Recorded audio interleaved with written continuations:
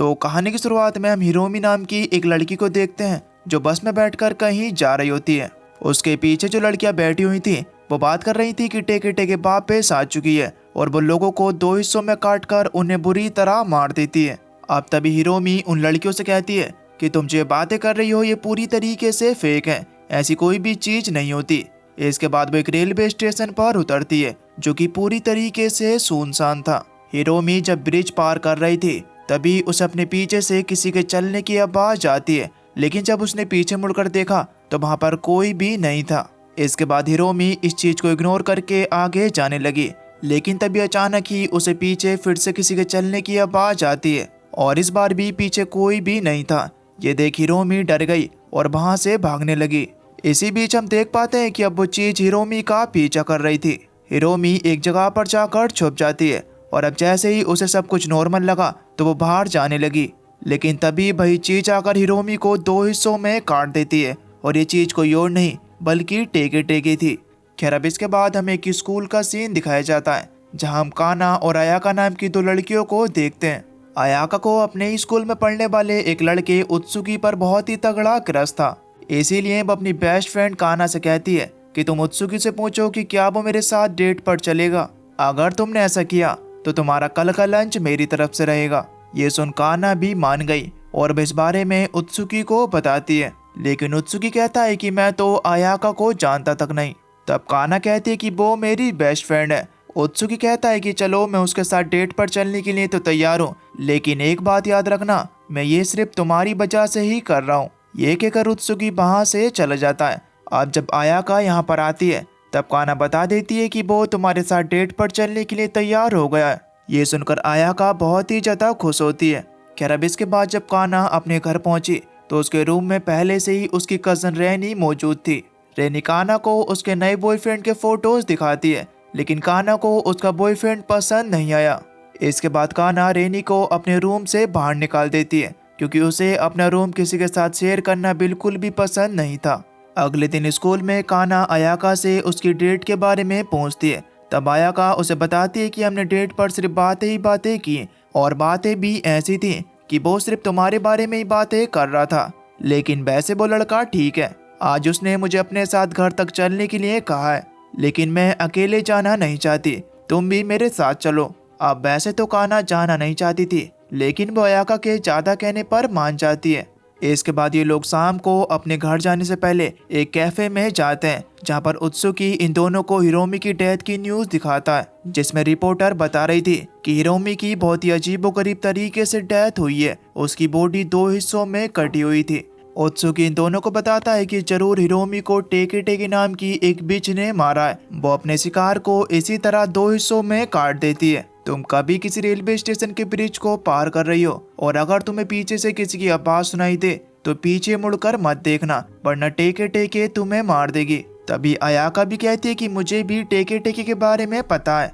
ऐसा माना जाता है कि अगर तुम किसी तरह टेके टेके से बच भी गए तो 3 दिन के अंदर टेके टेके तुम्हें मार ही देगी। यह कहकर अयाका वॉशरूम चली जाती है।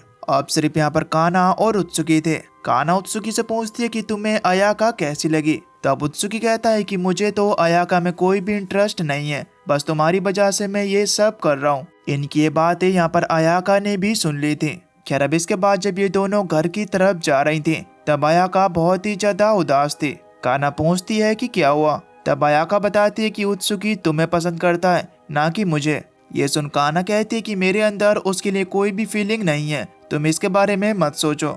तब अयाका कहती है कि असल बचा तुम ही हो, जो कि कोई भी लड़का मुझसे बात नहीं करता, हर कोई तुमसे बात करना चाहता है क्योंकि तुम मुझसे ज्यादा खूबसूरत हो, इसीलिए मैं कुछ दिनों तक तुमसे अलग रहना चाहती हूँ। यह कहकर अयाका एक दूसरे रास्ते से घर की तरफ जाने लगती है। काना को अयाका की ऐसी बातें सुनकर बहुत ही ज्यादा बुरा लगा।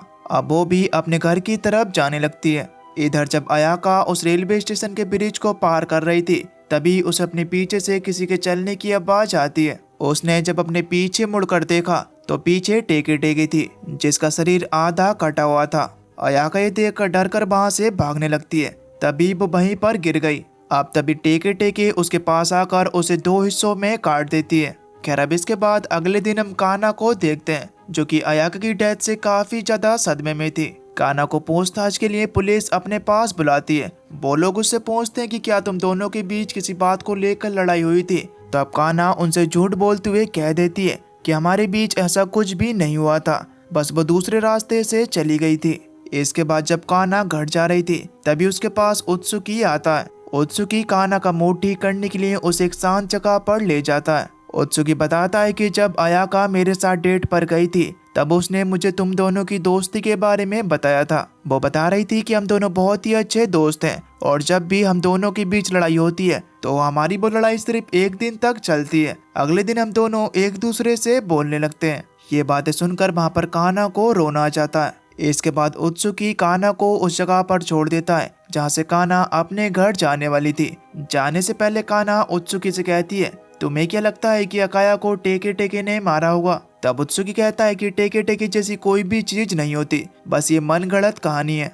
खैर अब इसके बाद कान्हा उसी ब्रिज से होकर जाने लगती है जहाँ पर अयाका की डेथ हुई थी। वो उस जगह पर जाकर वहाँ पर कुछ फूल रखती है और अयाका को याद करती है। इधर हम उत्सुकी को देखते हैं जिसे कान्हा की टेंशन हो रही थी, इसीलिए वो अपनी साइकिल मोड़कर उसकी तरफ जाने लगता है। इधर जब कान्हा बैठी हुई थी तब तेज हवाएं चलने लगती हैं और अब तभी कान्हा के पास टेके टेके आ जाती है, लेकिन कान्हा उसकी तरफ नहीं देखती और सीधा उठकर वहां से जाने लगती है। पर अब तभी उसे वहां पर अयाका की आवाज सुनाई देती है। उसने जब पीछे मुड़कर देखा तो वहां पर अयाका नहीं बल्कि टेके टेके थी। ये देखकर अयाका जल्दी से वहां से भागने लगी। रास्ते में उसे उत्सुकी मिलता है। वो उत्सुकी की साइकिल पर बैठकर उसे साइकिल तेज चलाने के लिए कहती है। टेके टेके भी उनके बिल्कुल पीछे थी। अब तभी इसी जल्दबाजी के चक्कर में इनकी साइकिल गिर जाती है, लेकिन फॉर्चुनेटली अब टेके टेके ने इनका पीछा छोड़ दिया था। इसके बाद हम उत्सुकी को हॉस्पिटल में एडमिट देखते हैं। दरअसल साइकिल गिरने की वजह से उसके पैर में फ्रैक्चर आ गया था। कान्हा भी यहाँ उत्सुकी को देखने के लिए आई हुई थी। कान्हा यहाँ से जाने के बाद सीधा अपने स्कूल की लाइब्रेरी में पहुँचती है, जहाँ वो हिस्ट्री की बुक निकालकर उसमें टेके टेके के बारे में पढ़ने लगती है। लेकिन अब तभी वहाँ उसकी कजन रेनी आ जाती है। वो बताती है कि मैं भी टेके टेके के बारे में रिसर्च कर रही हूँ। तभी कान्हा कहती है कि मुझे भी टेके टेके के बारे में जानना है। तब रेनी उसे वही बात बताती है कि जब ब्रिज पर किसी को पीछे से आवाज आती है तो उसे पीछे मुड़कर नहीं देखना है, और अगर देख लिया तो टेके टेके उसे मार देगी। तुम किसी तरह उससे बच भी गए तो 3 दिन के अंदर तुम्हें टेके टेके मार ही देगी। इसके बाद रेनी बताती है कि वर्ल्ड वॉर 2 के बाद जापान के काकुगावा में एक घोस्ट स्टोरी बहुत ही ज्यादा फेमस थी, जिसमें एक लड़की ने सुसाइड कर ली थी और जब से ही टेके टेके के बारे में बातें हो रही हैं। खैर अब जो भी था, इसके बारे में तो मुझे काकुगावा के प्रोफेसर ही बताएंगे। मैं उनके पास ही जा रही हूँ। अब तभी कान्हा उसे बताती है कि मैंने टेके टेके को देखा था और कल मेरा आखिरी दिन है। ये सुन रेनी उसे भी अपने साथ ले जाती है। खैर अब ये पूरी रात ड्राइव करने के बाद अगले दिन काकुगावा के प्रोफेसर के पास पहुंचती हैं। वो लोग वहां पर पहुंचकर प्रोफेसर से टेके टेके के बारे में पूछताछ करने लगते हैं। तब प्रोफेसर उन सभी को बताता है कि एक लड़की ने 60 साल पहले काकुगावा के रेलवे स्टेशन के ब्रिज से कूदकर सुसाइड कर ली थी, जिस वजह से उसकी बॉडी 2 हिस्सों में कटकर बढ़ गई थी और उस वक्त के बाद से ही टेके टेके के बारे में सुना जाता है। इसके बाद ये दोनों पूछते हैं कि आखिर उस लड़की ने सुसाइड क्यों की। तब प्रोफेसर बताते हैं कि जरूर कुछ न कुछ वजह तो रही होगी। अब तब यहाँ पर कान्हा उस लड़की के घर का पता पूछती है, क्योंकि वहाँ पर उसका कोई न कोई फैमिली मेंबर तो होगा ही। तब प्रोफेसर उन दोनों को उस लड़की का पता बता देता है। साथ ही में प्रोफेसर इन दोनों को ये भी बताता है कि टेके टेके को लाल रंग से बहुत ही ज्यादा नफरत है। जिस वक्त टेके टेके तुम्हारे पास हो और उस वक्त अगर तुम्हारे पास कोई भी लाल चीज हो तो तुम उसे फेंक देना, तब तुम्हारी जान बच सकती है। ऐसा सिर्फ मुझे लोगों ने ही बताया, मैं ये नहीं कह सकता कि ये पूरी तरीके से सच है। खैर अब इसके बाद ये दोनों उस लड़की के घर की तरफ जाने लगती हैं, लेकिन प्रोफेसर इन दोनों को अकेला नहीं भेजता। वो इन दोनों के साथ अपने असिस्टेंट टकेडा को भी भेजता है। खैर अब जब ये लोग उस घर में पहुंचते हैं तो वहाँ पर उन्हें एक ओल्ड लेडी मिलती है। वो लेडी और कोई नहीं बल्कि वो टेके टेके की बहन थी। वो ओल्ड लेडी कहती है कि सिर्फ तुम ही नहीं बल्कि हर साल कोई न कोई कासिमा के बारे में पूछने आता ही है। दरअसल वो लड़की जो मरी थी, जिसे टेके टेके के नाम से जाना जाता है, उसका असली नाम कासिमा था। वो ओल्ड लेडी बताती है कि मैं उस समय 6 साल की थी जिस समय 19 साल की उम्र में कासिमा ने सुसाइड कर ली थी। रेनी यहाँ पर उस ओल्ड लेडी से पूछती है कि क्या ये बात सही है कि कासिमा को रेड कलर बिल्कुल भी पसंद नहीं है, जिस पर उसकी बहन जवाब देते हुए कहती है कि हाँ ये बात बिल्कुल सही है, कासिमा को रेड कलर बिल्कुल भी पसंद नहीं था। इसके बाद ओल्ड लेडी कासिमा के डेथ के बारे में भी बताती है। वो कहती है कि जब अमेरिकन सोल्जर जापान से लौट रहे थे तब उन सब की नजर कासिमा पर पड़ी, जो कि बहुत ही ज्यादा खूबसूरत थी। उन अमेरिकन लोगों ने कासिमा के साथ गलत काम किया, जिस वजह से उसकी बॉडी से रेड ब्लड निकलने लगा और उस वक्त से ही उसे अपने रेड ब्लड देखने के बाद उसे रेड कलर से नफरत होने लगी। उन अमेरिकन लोगों ने कासिमा के साथ इतना ज्यादा बुरा किया था कि कासिमा ने अपना चेहरा किसी को बिना दिखाए उस ब्रिज से कूदकर सुसाइड कर ली। खैर ये जानकारी प्राप्त करने के बाद ये लोग टेकेडा को उसकी जगह पर छोड़कर वहां से जाने लगते हैं। लेकिन वहां से जाने से पहले टेकेडा इन दोनों को बताता है कि जब मैं छोटा था तब मैंने टेकी टेकी के बारे में सुना था कि जब उसकी डेथ हुई थी तब उसका एक स्मारक बना दिया गया था, जहां पर उसकी बड़ी सिस्टर खाना और फूल चढ़ाने के लिए जाती थी। लेकिन जब उसकी एक सिस्टर की डेथ हुई तो वो मेमोरियल उसकी जगह से हट गया था और मेरे ख्याल से यही मेन कारण है कि टेकी टेकी की आत्मा भटक रही है। शायद उस स्मारक को उसकी सही जगह पर रख दिया जाए तो टेकी टेकी की आत्मा लोगों को नहीं मारेगी। इसके बाद ये लोग उस जगह पर जाने लगते हैं जहाँ पर टेकी टेकी का वो मेमोरियल था। रास्ते में जाते जाते रेनी भी यहाँ पर काना को बताती है कि जब वो टेकी टेकी के बारे में रिसर्च करने के लिए उस ब्रिज पर गई थी तो वहाँ पर उसने भी टेकी टेकी को देख लिया था और आज उसका भी लास्ट दिन है और उसके हिसाब से इन दोनों के पास सिर्फ 2 घंटे हैं और अगर इन 2 घंटों में दोनों कुछ भी नहीं कर पाए तो टेकी टेकी इन्हें मार देगी। इसके बाद ये लोग उस लोकेशन पर पहुंच जाते हैं, लेकिन वहां पर पहुंचने के बाद भी इन्हें कुछ भी दिखाई नहीं देता और अब टाइम के हिसाब से तो इनके पास सिर्फ 1 ही घंटा बचा था। रेनी यहाँ पर जल्दी से टेकेडा को कॉल करती है और उसे बताती है कि ये जगह तो फेक है, तुम जल्दी से हमें उस रियल जगह के बारे में बताओ जहाँ पर टेकी टेकी का मेमोरियल है। तब टेकेडा चुपके से प्रोफेसर के रूम में जाकर मैप देखकर वहाँ पर इन दोनों को गाइड करने लगता है। इन दोनों को पता चलता है कि टेकी टेकी के मेमोरियल की असली लोकेशन यहाँ से पूरे 8 किलोमीटर दूर है।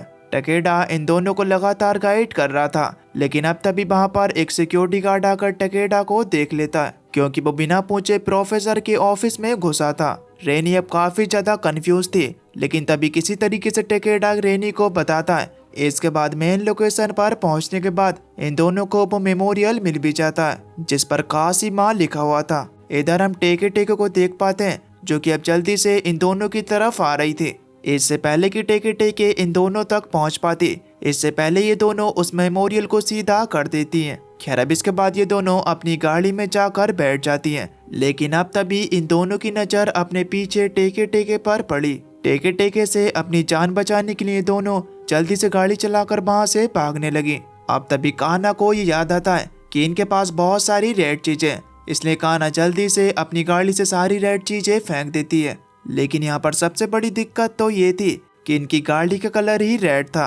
अब तब ये लोग गाड़ी को एक जगह पर रोक देते हैं, जिस वजह से टेकी टेकी गाड़ी से टकरा जाती है और इसी चीज का फायदा उठाकर ये दोनों गाड़ी से निकलकर भागने लगती हैं। भागते भागते दोनों इनके पास जितनी भी रेड चीजें थी उन्हें फेंक रही थी, लेकिन टेकी टेकी अभी भी इनके पीछे पड़ी हुई थी, जिस वजह से जल्दबाजी में ये दोनों एक दूसरे से बिछड़ जाती हैं। अब तभी अचानक से कान्हा के पास टेकी टेकी आ जाती है, जिसे देखकर कान्हा बुरी तरीके से डर गई। अब तभी कान्हा का फोन रिंग करने लगता है। कान्हा ने जब अपना फोन बाहर निकाला तब वो देखती है कि उसका की चेन रेड कलर का है। ये देख कान्हा जल्दी से अपने फोन को फेंक देती है। तभी टेकी टेकी भी वहां से गायब हो जाती है। इसके बाद ये दोनों एक दूसरे को ढूंढते ढूंढते एक जगह पर जाकर मिल भी जाते हैं। ये दोनों एक दूसरे को जिंदा देखकर बहुत ही ज्यादा खुश थे। रेनी कान्हा को देखकर कान्हा की तरफ जाने लगी, लेकिन रास्ते में कांटे होने की वजह से एक कांटा उसके सर में लग जाता है, जिस वजह से उसके सर से खून आने लगता है और ब्लड का कलर रेड होने की वजह से वहां पर टेकी टेकी आकर रेनी को 2 हिस्सों में काट देती है। कान्हा ये चीज सिर्फ देखती रह गई। खैर अब इसके बाद हमें कुछ दिन बाद का सीन दिखाया जाता है, जहाँ पर कुछ बच्चे जब कान्हा के घर के बाहर से गुजर रहे थे तो वो कह रहे थे कि यहाँ पर एक पागल लड़की रहती है जो कि अपने घर में मौजूद हर एक रेड चीज को अपनी खिड़की से बाहर फेंक देती है। आप तब हम वहाँ पर टेकी टेकी की स्पिरिट को देखते हैं जो कि कान्हा के घर के बाहर से गुजरती है। इसका मतलब ये था कि टेकी टेकी अभी भी कान्हा को मारने के लिए उसके पीछे है। खैर अब इसके बाद हम पूरे 1 साल बाद का सीन देखते हैं, जहाँ पर आज टकेडा कान्हा से मिलने के लिए आता है। अंदर जाने के बाद कान्हा की मोम टकेडा को बताती है कि रैनी की डेथ के बाद कान्हा उस सदमे से बाहर निकल कर अभी तक नहीं आई है। वो हमेशा अपने कमरे में बंद रहती है और कोई भी उसके पास तक नहीं जाता। इसके बाद टकेडा कान्हा के पास जाता है। वो प्रोफेसर बनने की खुशी में कान्हा के लिए कुछ मिठाइयाँ लेकर आया था, लेकिन कान्हा उसके रेड कलर के मिठाई के डिब्बे को देखकर बहुत ही बुरी तरीके से चिल्लाने लगती है। और इसी सीन के साथ ये मूवी यहीं पर खत्म हो जाती है।